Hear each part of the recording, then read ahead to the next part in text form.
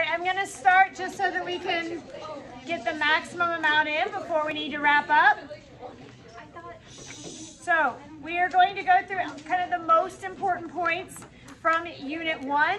If you're watching the video, you need to complete the diagram and turn it in as is. If you're here, you need to complete the diagram and then put it in your binder before you leave. Okay, so your sheet says Unit 1, Chemistry of Life. So we're going to go through the kind of fundamental things, and this is a good starting unit because it's actually relatively short, so it's not a super long unit. So there's not a ton you need to know. So we need to start by just making sure we remember what the 4 biomolecules are. So biomolecules meaning needed for life. So these are the 4 molecules needed for all living things. And we're just going to kind of go through briefly the elements. You definitely need that. And then just kind of the examples, or kind of the most important examples that might come up. So we're going to, of course, have carbohydrates,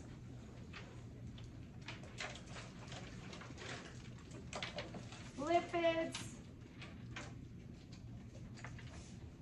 proteins, and nucleic acids. There's going to be a diagram or like a list? It's going to look like my board looks. Kind of somewhere in between. Okay, so one thing that you have to know for each one is what elements they contain. So you have to need to know that carbohydrates are CHO. Lipids are also CHO, but they're going to mainly be carbon-hydrogen chains. So fatty acids are long carbon-hydrogen chains, just a little bit of oxygen that connects them to the glycerol. Proteins are going to be CHON, where the N is nitrogen. And nucleic acids are going to be CHOMP, where again the N is nitrogen and the P is phosphate. So generally I would find the questions that they ask on is some sort of long-worded, confusing thing that's like, there is a source of phosphate, what are you able to make, etc. So just some important ones that you need to know that kind of come up. So when we think carbohydrates, the most important carbohydrate is glucose. So that's going to be our main source of energy because that's what goes into cellular respiration.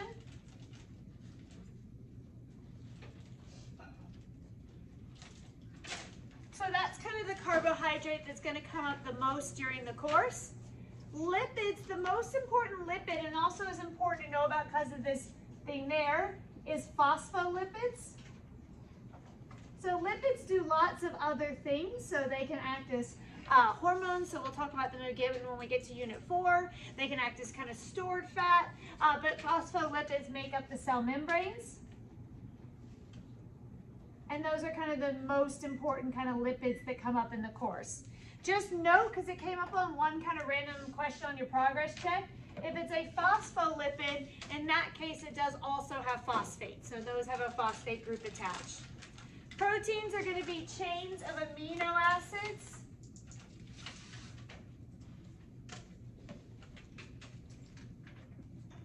Formed during translation.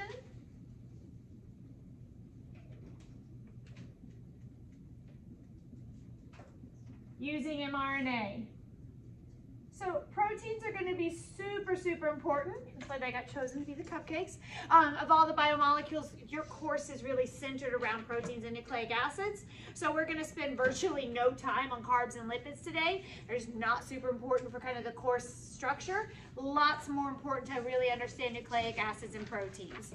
And of course, your nucleic acids is just going to be your DNA, RNA, but remember we had a few other examples. So like ATP is actually a nucleic acid. So it's an adenine nucleotide with 2 extra phosphates added to it. So that's just a reminder that kind of ATP is actually kind of based off nucleotides. So another reason why nucleic acids are super important.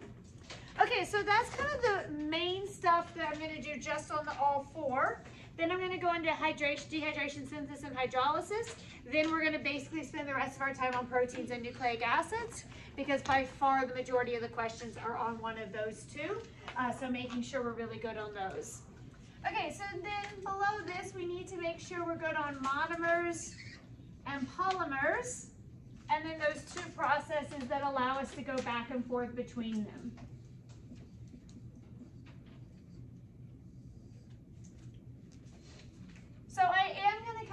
through the monomer and polymer kind of groupings in the order that we just did those. So the monomers for carbohydrates are going to be monosaccharides.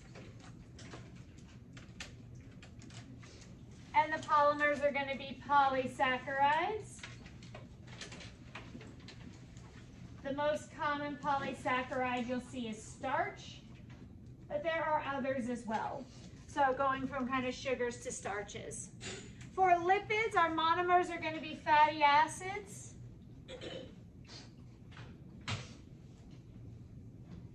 And they're going to be connected with a glycerol.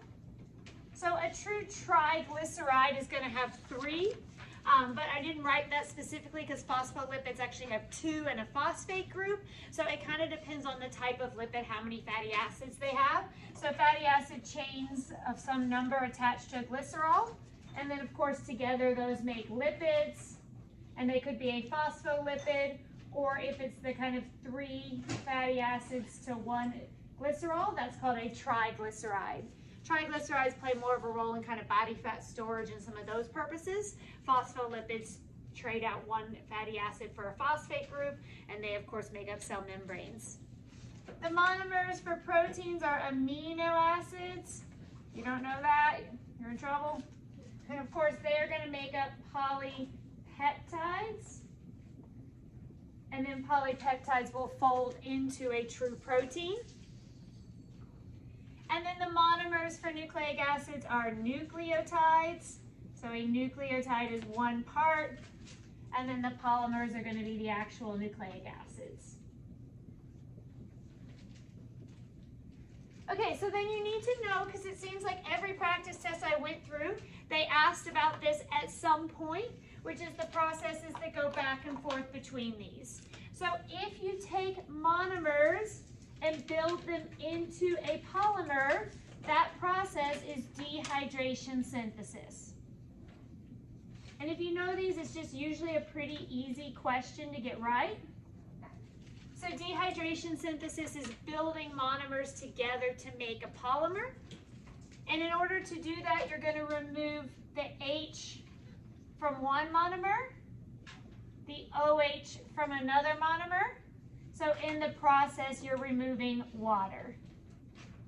So the H and the OH come together to create a water molecule.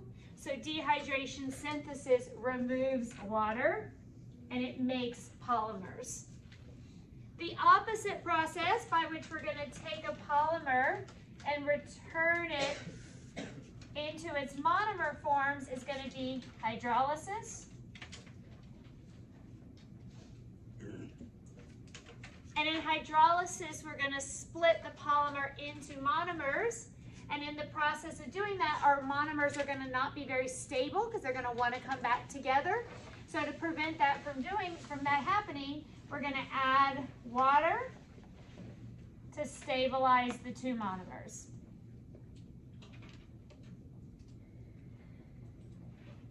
So hydrolysis is breaking polymers back into monomers by adding water. Again, none of the questions I've seen on it are difficult, but every single practice test they released had a question on this. So worth knowing, because hopefully then it's a pretty easy question.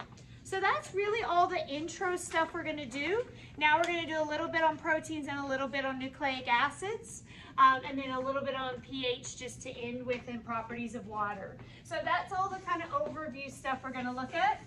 So I'm going to go straight from that into proteins.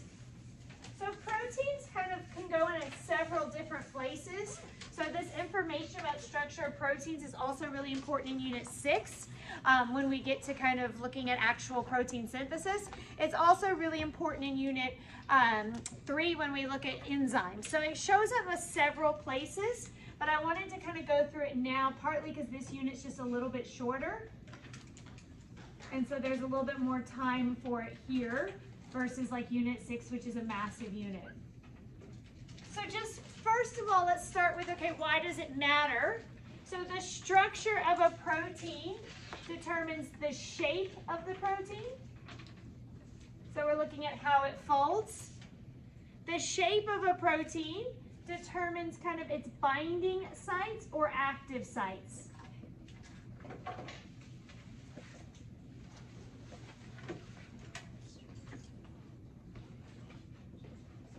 So how it's folding is what determines kind of where the substrate can bind to it, or it also determines kind of where other enzymes might bind to it, or where it attaches to other polypeptides. So it kind of determines what can attach to it, and then that is in turn going to determine its function. So that is our relationship between structure and function.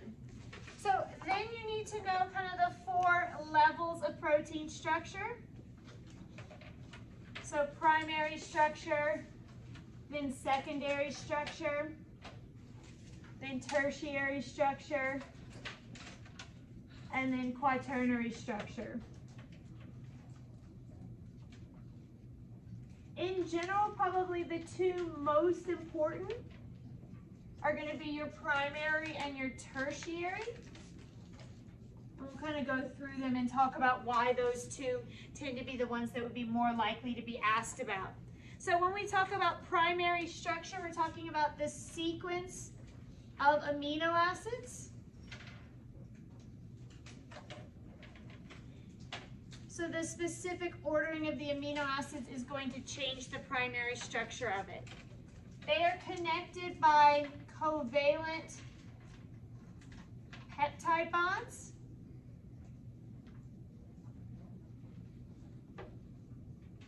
And that's important because these are not bonds that are going to readily break.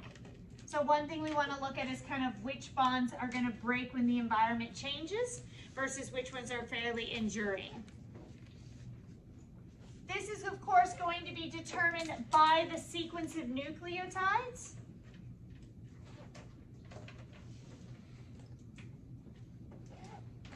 So this is where the nucleotide sequence matters. And of course, by nucleotide, initially we mean the DNA sequence that gets copied into messenger RNA.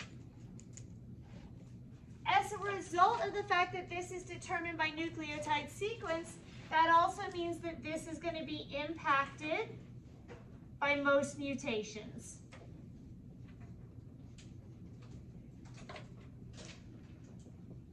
So if we change the nucleotide sequence, then we are therefore changing the primary structure of the protein. So this is kind of the most vulnerable to mutations. Okay, so that's probably our most important one because it's generally going to impact all the others. So it generally then impacts the rest of the level. So it's going to usually alter the other levels as well. So not always, it is possible to change an amino acid that's so similar that it doesn't, but most of the time it's going to then alter the other ones as well. So then your secondary structure is when your now polypeptide folds into kind of a distinct pattern.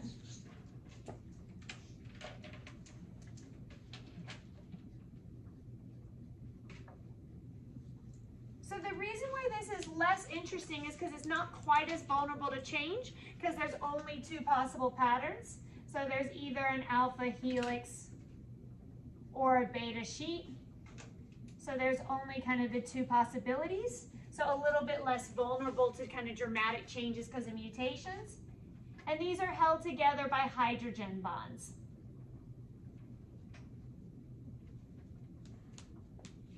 And not all proteins have a secondary structure. So some proteins do not fold into an alpha helix or a beta sheet. They just kind of go straight to tertiary structure. So then tertiary structure, oh, and I meant to draw a diagram of amino acid. I did it in the wrong order. So we'll draw one amino acid in a minute because we need to come back to this kind of idea of the R group being really important. So the tertiary structure then is when the actual protein folds on itself in a unique folding pattern.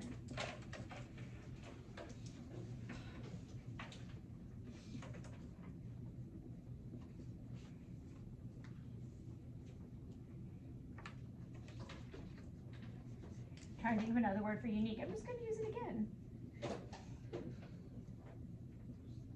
And it's determined by the R groups.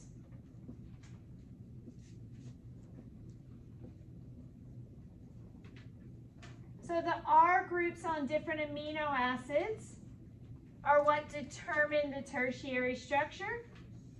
So which amino acids are where determines which R groups are where, and then they form these kind of specific bonds. There are lots of different bonds in this case. So it includes both strong and weak bonds.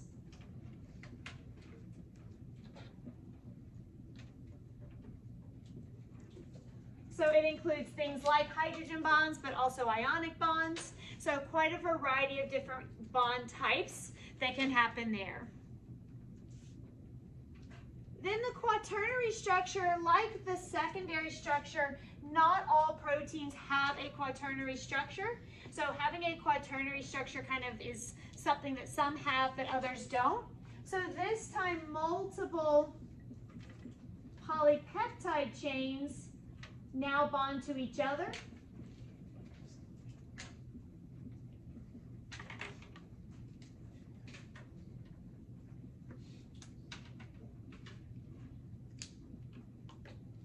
And so they're going to do this again by R group bonds. So they're going to also use the same R group bonding type, which include strong and weak bonds. There's lots you can go back over, like specific types like disulfide bonds, which are between two cysteines, and they're a very strong type. There's kind of weaker ones. I haven't ever seen a question really specific on that. It's more just understanding that the R group is what determines how it folds and how it connects. So the R group is just super important is kind of all it usually asks about there. And again, not all proteins have this.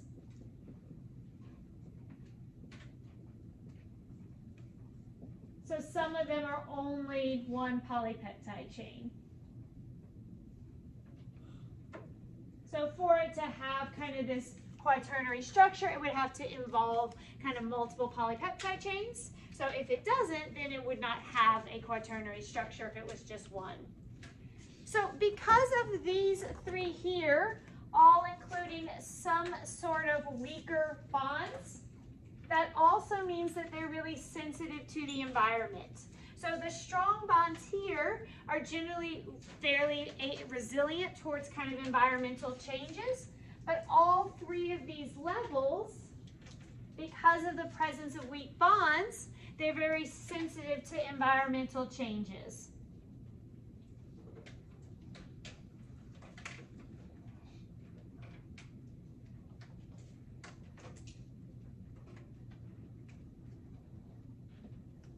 So if they're put in an extreme environment, the bonds can break. So things like high or low pH or temperatures.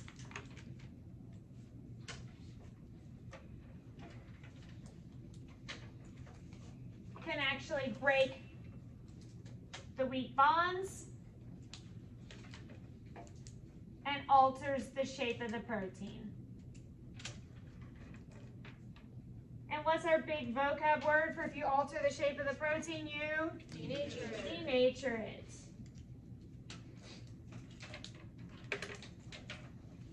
And so just another kind of reminder is that when we talk about proteins, we want to remember that enzymes are proteins. So sometimes you might see a question specifically about a protein like hemoglobin or something that's not an enzyme. It's just a protein. But because the course loves enzymes, a lot of the times you'll actually see this information, but the question's really about an enzyme. So you have to remember that the enzyme is a protein, and then from that be able to kind of address how an extreme environment or how a mutation might alter it. So remember, because the mutation will usually change the amino acid sequence, it can therefore change the R groups, and then therefore it can impact that as well.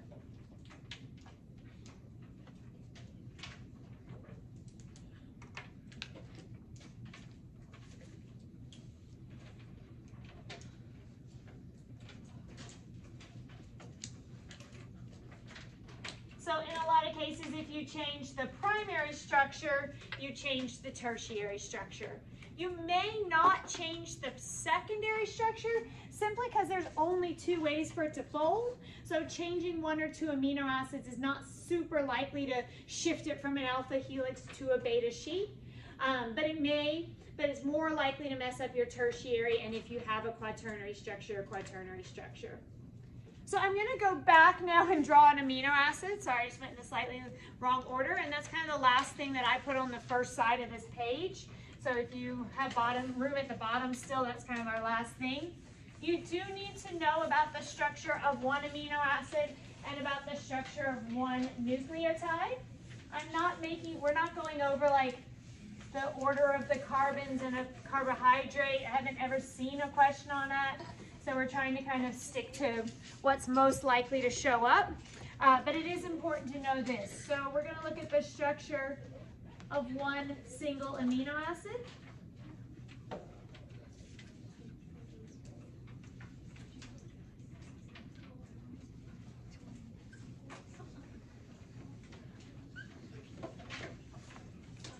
Okay, so, and when we did this unit, we actually did functional groups.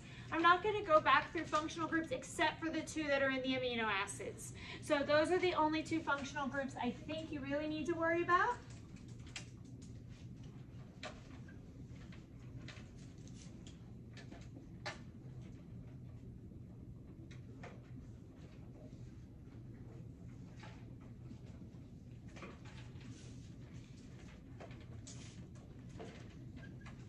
Okay, so there's my 1 single amino acid.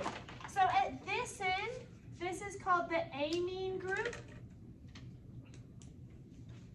And that's where the word amino comes from. And you can also call this the amine end. And so sometimes they will refer to this kind of even in translation. So we're always going to attach, the new one, the amino end is going to attach amine or amino. Sometimes they'll kind of back and forth.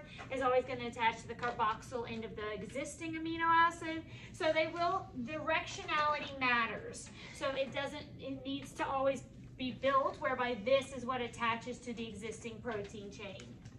This end here is my carboxyl group.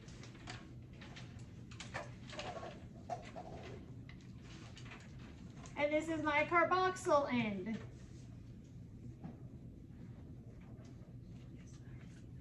So if you see a question about kind of the ends, you do need to know that it's like left to right, amino end, carboxyl end, or amine group, carboxyl group, and that's kind of how they are placed. So when they're put in a protein chain, they're always placed in that order. So in this particular case, directionality matters. It actually does in building like polysaccharides, things like that as well. We're just going to kind of look at it specifically in this instance. And then, of course, the most important thing is the R group. So this is what actually determines the chemical properties of the amino acid.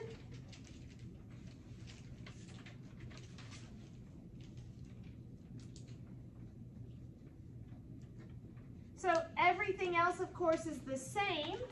So this is what actually determines that.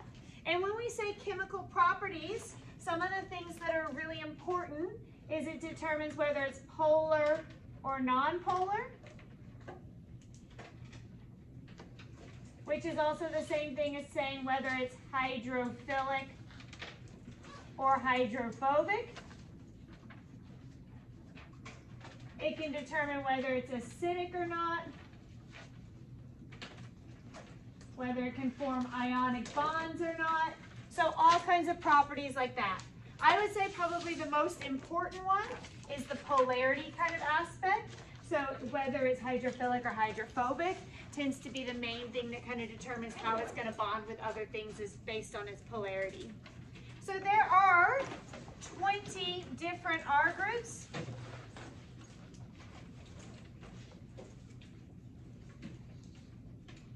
And And they vary from being like one single lone hydrogen to some elaborate chain. So they vary in kind of complexity.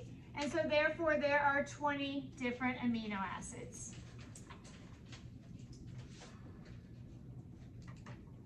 And those are the things that are on your codon chart, is your 20 different amino acids are from the codon chart. Okay, so that was the last thing on kind of proteins, is just making sure you're clear on kind of the ends and with the importance of the R group. So going from that now to nucleic acids, because that's kind of the other big one. And then properties of water. If we have time, I have a few kind of IVDV reviews. I think most of it's stuff you probably know, so if we don't have time for that, that is okay.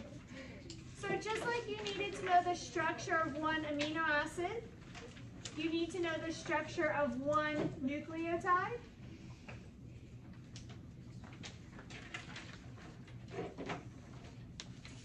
So the structure of one single nucleotide is going to be a sugar,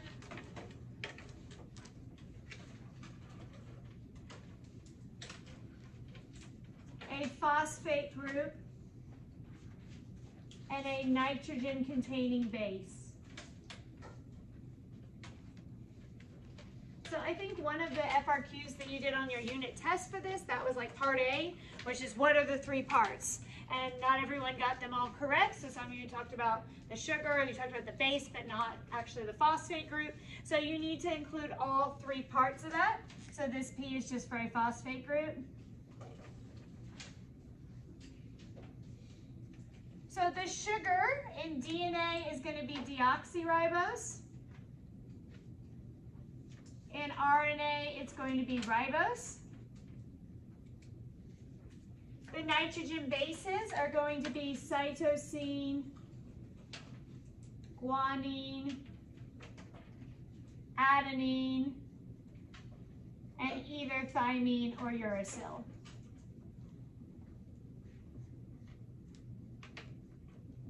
Most of the time there will be a question somewhere on the test that refers to the bases, so I wouldn't spend a lot of time worrying about how to spell them, as long as you can get close enough that if it came up on an FRQ, you're not calling it like arginine or something, at least you're close to it.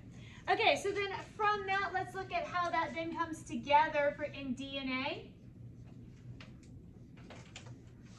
So DNA structure is more complex than RNA structure. So for right now, we're going to talk about DNA structure. We can look at RNA later. So the stuff about DNA structure that really comes into this unit is really about the bonds themselves. So making sure you know kind of which bonds are strong and which bonds are weak.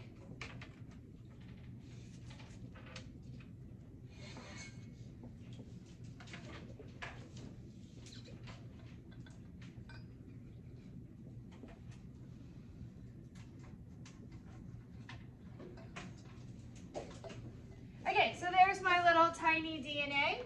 So just being clear on the actual bonds. So these bonds that are within one nucleotide are strong covalent bonds.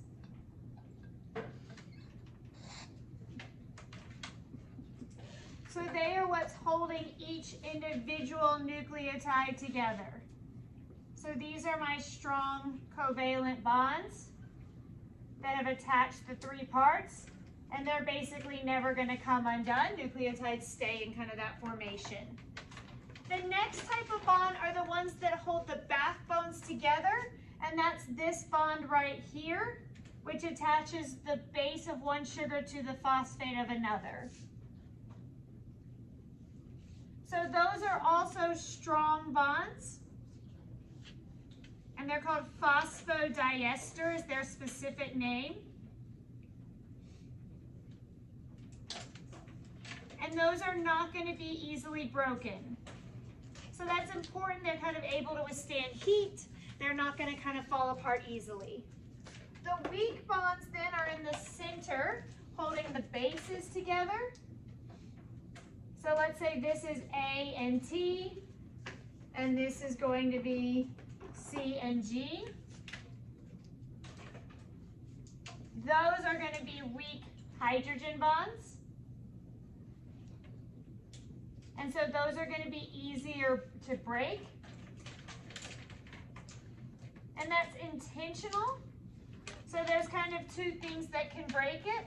First is enzymes, specifically the enzyme helicase. That's important in kind of replication. But they can also be broken by heat.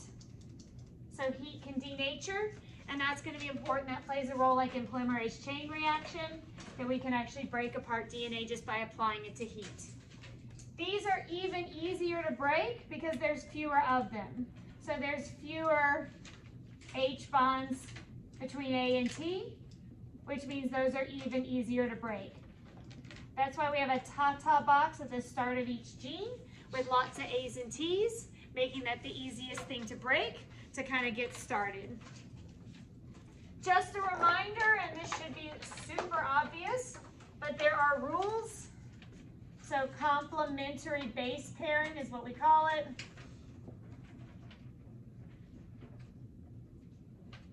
Which just means that there is like a chemical attraction.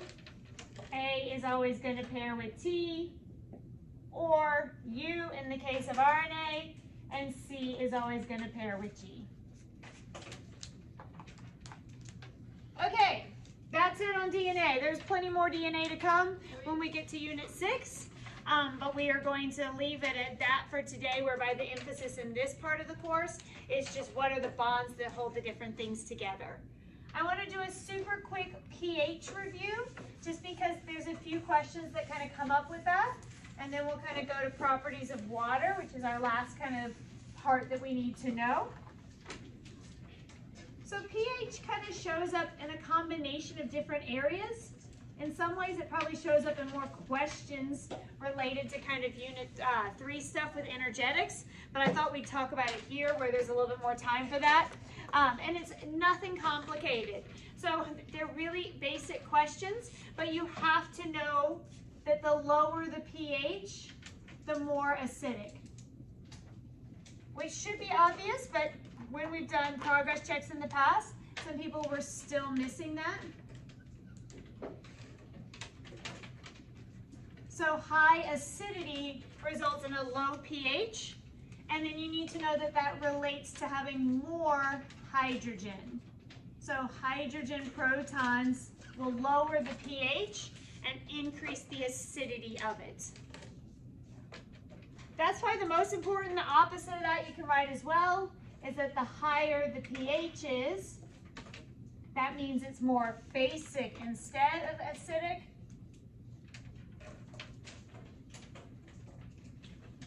But basically you would need to be able to follow, it just shows up in random questions, that if you add more hydrogen protons, that is going to lower the pH, which is going to cause it to be more acidic, which is generally bad.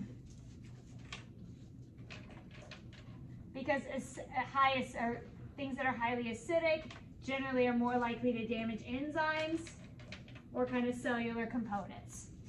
So building up hydrogen protons generally causes a decrease in pH and kind of increase in acidity. There's just random questions that are kind of about an experiment, but they're tracking something by looking at the acidity or the pH. So you got to know, kind of make sure you're clear on particularly this little concept right here. Okay, that was like tiny little point, but it seemed like as good a place as any to make sure you knew it, because it might save you a point or two on the test. Okay, next up, properties of water. There's usually one random question. I think one practice test had 2 questions on it. So it will show up at some point. They seem to like to ask like one multiple choice question on it. So not super fundamental. But some of this stuff about the polarity of water also comes when we start talking about cell membranes and energy. So it's worth spending the time on because it is kind of foundational to understanding some of the harder units. So when we look at one lone water molecule, the way it shares electrons is it pulls them a little bit closer to the oxygen. So this is slightly negative, and these are slightly positive. So it just relates to kind of how it pulls electrons. You don't need to understand that in any great chemical detail, but you need to know the result is that water is polar. And that is important as we go into cell membranes and so forth, which just means it has slightly negative and slightly positive charges. And it is worth noting that the negative is on the oxygen and the slightly positive charges are coming from the hydrogen.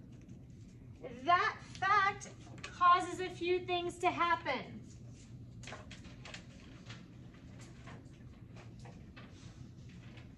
So the polarity of water causes it to be attracted to other polar molecules, including other water molecules. So it causes it to form hydrogen bonds with other polar molecules.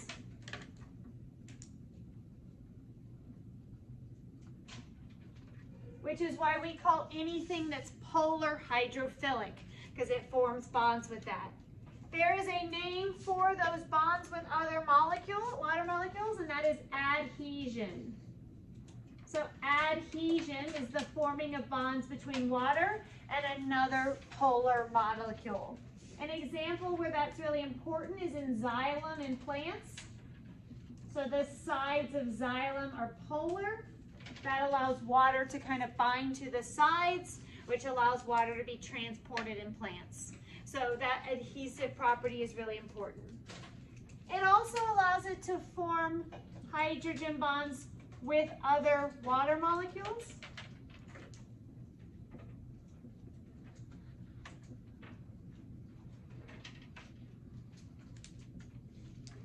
So now here comes another water molecule, and the slight negative of the other water molecule forms a hydrogen bond here. And that can kind of happen here on every side. Along comes a slight positive and a slight negative, and these two form a hydrogen bond. So it forms hydrogen bonds with other things and with other water molecules. Instead of being called adhesion, that is called cohesion. Cohesion and adhesion together cause kind of three other properties of water.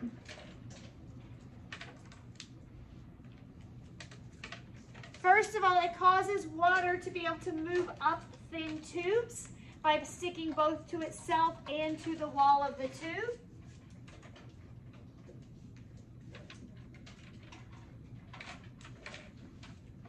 And that's important because normally water would not move up because of gravity, but because of those two properties it actually can, and that's actually called capillary action. Capillary action. And that actually has kind of several different implications, but it's particularly important in plants because it's how they can actually move water up xylem and get water throughout the plant. It also causes water to form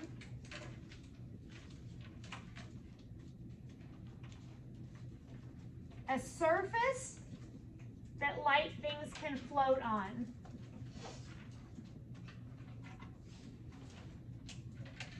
So the water bonds there create enough of a connecting point that it actually creates almost a solid surface on a liquid, and that's called surface tension. So that can be important for allowing certain insects use that quality. So there's certain things that kind of take advantage of that property, that it creates that kind of surface tension. That means that droplets form and it doesn't immediately kind of break apart. And then the last thing is that ice is actually less dense than water because those actual bonds crystallize and become less flexible, which impacts the density. And that's really important because that enables ice to float, which is important in aquatic ecosystems because it enables life to kind of live below them. Two other kind of properties that are random, but they asked about on a test, so we'll just quickly make sure we know what they both mean. Less related to all of that. So all of that kind of all goes together. That is related to the polarity and the adhesive and cohesive properties. These other two things are just kind of random. That is that water has a high heat capacity.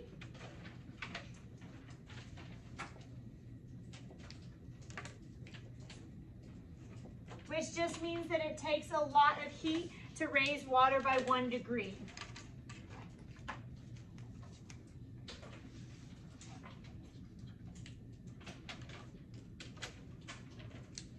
And that's important because it means that like oceans and things like that are not going to just rapidly change temperature. It's why if you go swimming on the first hot day we have of summer, it's still going to be really cold in the water.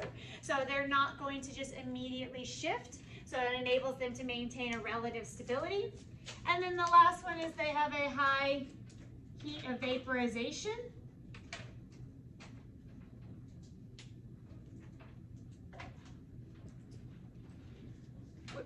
Which relates to why sweating is effective. So it requires energy to change forms.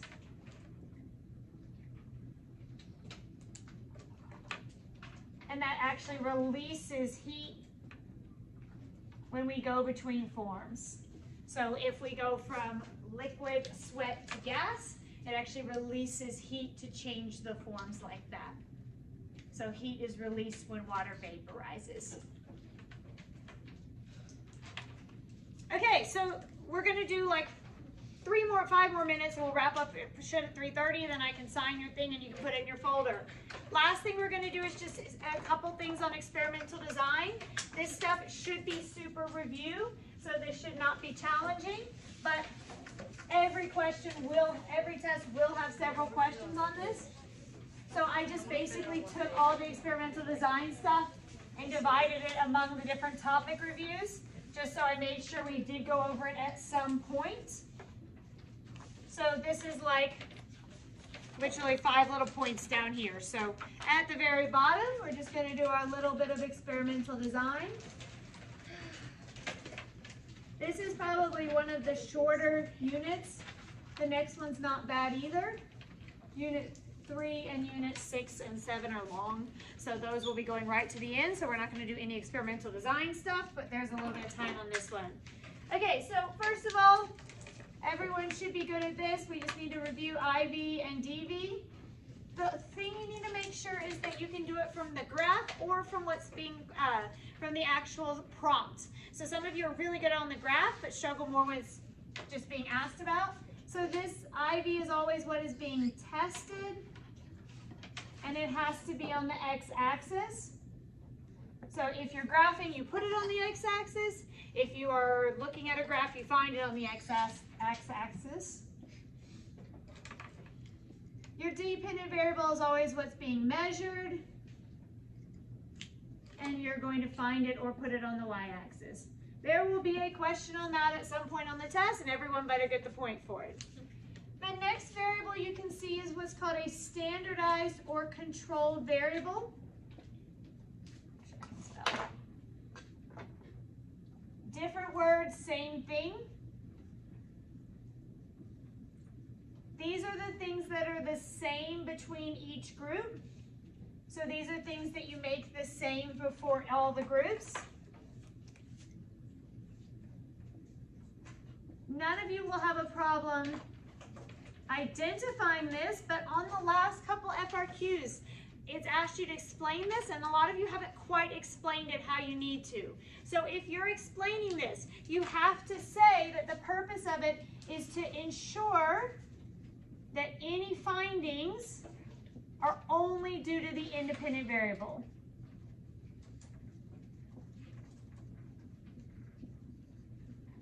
So that was kind of like, why did they make the lighting conditions the same for the feathers? So that we knew that the only thing making them find them was because of their own fur or feathers, whatever. So that's what you always need to kind of come back to, is that the reason why we add these is so that we can be sure that the only thing that's impacting the groups is the independent variable alone. And then last thing, and we're good at these now, is our negative and positive controls.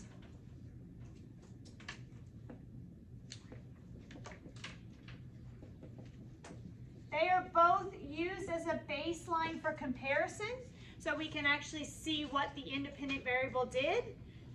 So it can be control group or condition, just depending on the setup. If it is a negative control, we are looking at a situation where it has no reaction, often because it didn't get the independent variable. So it's kind of the baseline no reaction. And in positive, it's looking at the baseline kind of full reaction. In both cases, it's usually something that didn't get the independent variable. A lot of times it's not necessarily both. It's just what the experiment's looking at. So if we're looking at testing a new drug, it might make more sense to be like, okay, well, I want my, negative control to be people who don't get this enhancing drug. If the actual drug is actually a treatment drug, it just kind of depends on the nature of what the independent variable is. Their idea is the same, which is that it's a baseline comparison to show the impact of the IV. So if the way that the independent variable works is by making something worse, then we want to see what was the full reaction before we added this independent variable. If the independent variable is supposed to make something better, we might want to say, what was the reaction before you didn't have this better thing? So a lot of times it'll be one or the other, but you just have to look and say, is the control group showing no reaction, or is the control group showing an optimal or best case reaction? And that's how you can tell it's positive versus negative. Some certain ones like transformation experiments will be much more specific, but that's kind of the general outline.